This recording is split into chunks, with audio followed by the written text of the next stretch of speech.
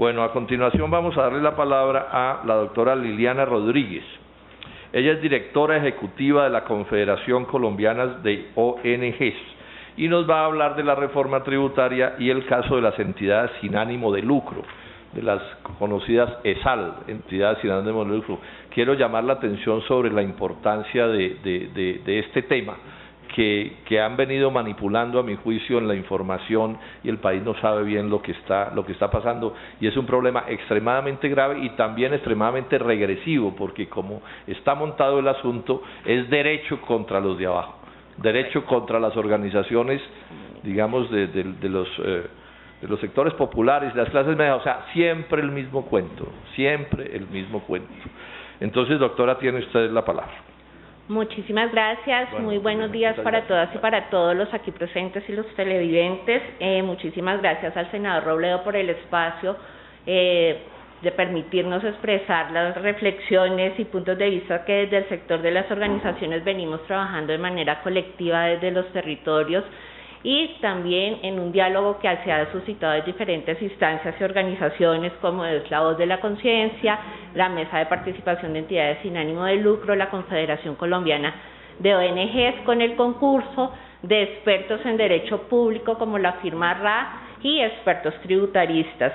Efectivamente, como lo expresaba el senador Robledo, quiero empezar por hacer unas consideraciones generales acerca del sector, en el sentido de que si bien reconocemos el mal uso que personas y sectores han dado a la figura de entidad sin ánimo de lucro y a los esfuerzos que viene haciendo el gobierno para contrarrestar esta situación, resulta inconveniente que se estigmatiza y se generalice al sector de entidades sin ánimo de lucro como un foco de evasión. Así nos presenta el ministro de Hacienda.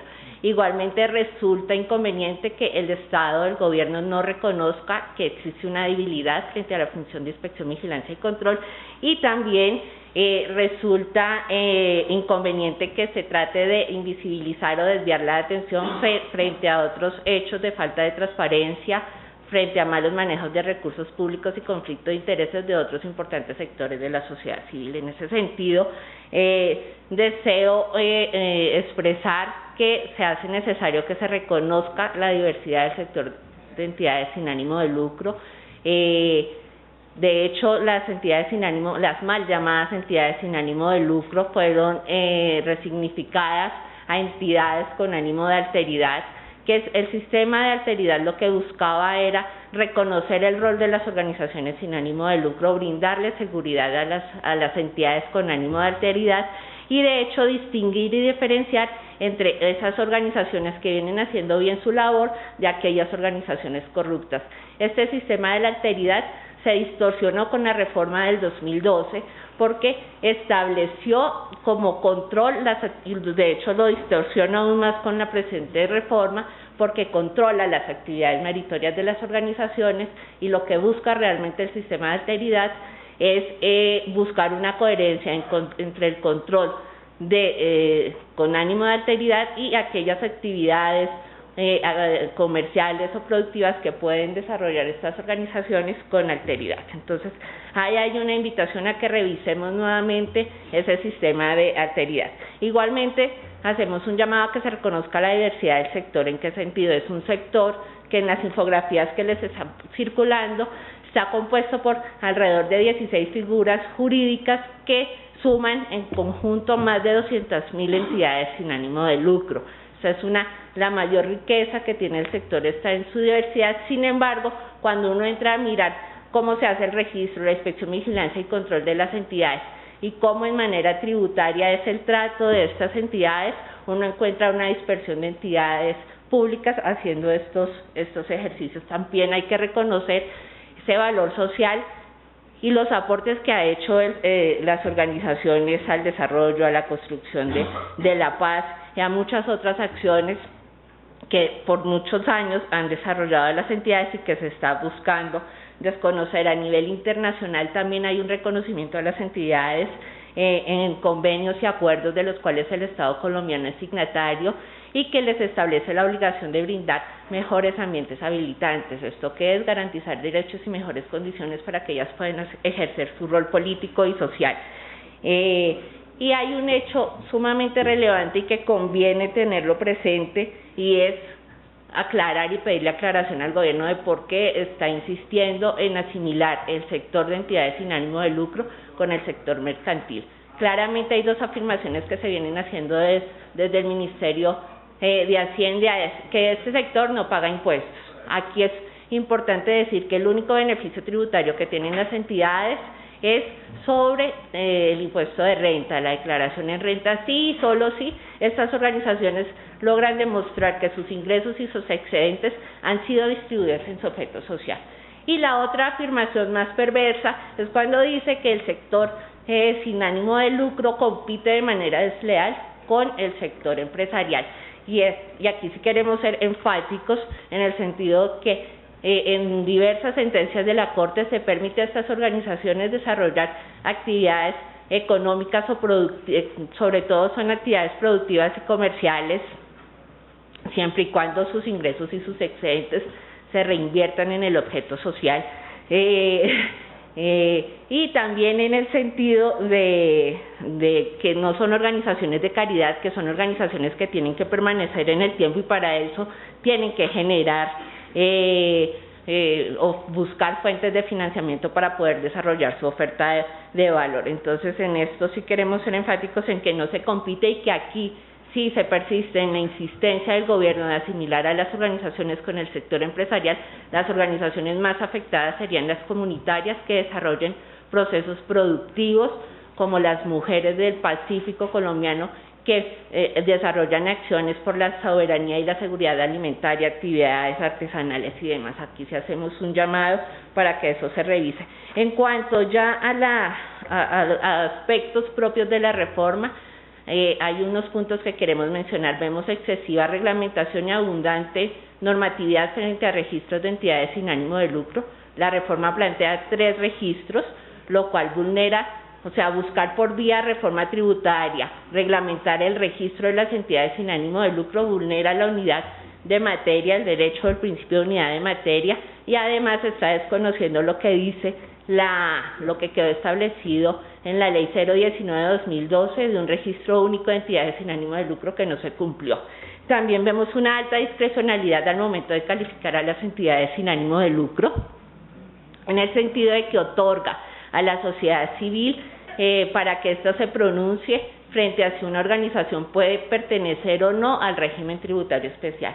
Esto conlleva una alta subjetividad y también delega una función que no le corresponde a la sociedad civil, sino que por naturaleza le compete al Estado. Ya, un minuto y termino.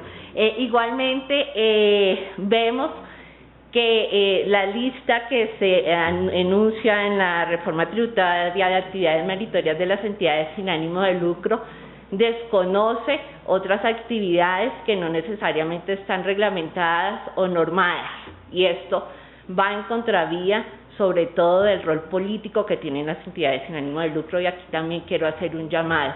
¿Qué pasa con acciones que no están en norma y que claramente tienen que ver con la participación, la incidencia, el control social y a veces posiciones críticas que asumen las organizaciones? Por último, quiero decir que hay una ausencia en la defensa del derecho que tienen las entidades sin ánimo de lucro frente al hecho de la exclusión que plantea la reforma tributaria.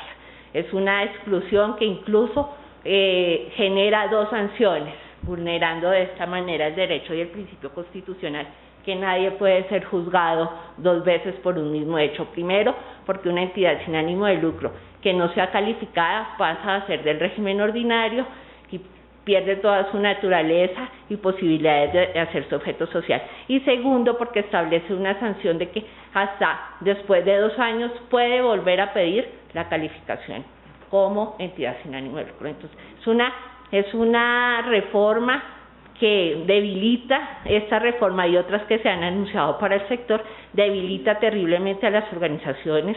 Es una reforma que vulnera derechos y principios constitucionales para las entidades sin ánimo de lucro. Entonces, la invitación es a mantener un diálogo político para que se escuche la voz de las organizaciones y que con el legislativo podamos buscar soluciones a las dificultades que hay en el sector de entidades sin ánimo de lucro. Muchas gracias.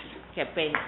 Muchas gracias, doctora Liliana Rodríguez. Yo voy a enfatizar en esto, que en el mundo de las organizaciones sin ánimo de lucro, de las entidades, de la CESAL, pasen cosas que no deben pasar, pues digamos que esa es la vida, ¿no? Como en todas partes pasan cosas que no deberían pasar. O sea, si uno se asoma al sector financiero, al sector de la salud, donde sea, siempre puede haber cosas que no deberían pasar. Pero lo que sí es muy grave, y eso por supuesto debe ser atendido por el Estado, pero lo que sí es muy grave es que eso se utilice como pretexto para fines inconfesables, porque quien lea lo que está establecido en la reforma, el propósito central de lo que están planteando, o una de sus consecuencias inevitables, no es caer sobre quienes están haciendo las cosas como no deberían ser, sino poner en aprietos hasta el punto de excluirlos del sector a miles de organizaciones cuyo crimen terminaría siendo ser débiles, ¿sí? No ser poderosísimas organizaciones sin ánimo de lucros, porque aquí también hay las muy poderosas, las unas y las otras. Las muy poderosas van a poder resolver sus problemas con cierta facilidad, precisamente porque tienen sus recursos, señor presidente de la CUT, pero en cambio otras muchas van a tener que desaparecer porque no van a poder adecuarse a esa realidad. Y este es el tipo de cosas que el gobierno no logra explicar poniendo las cartas sobre la mesa, porque ¿cómo se explica?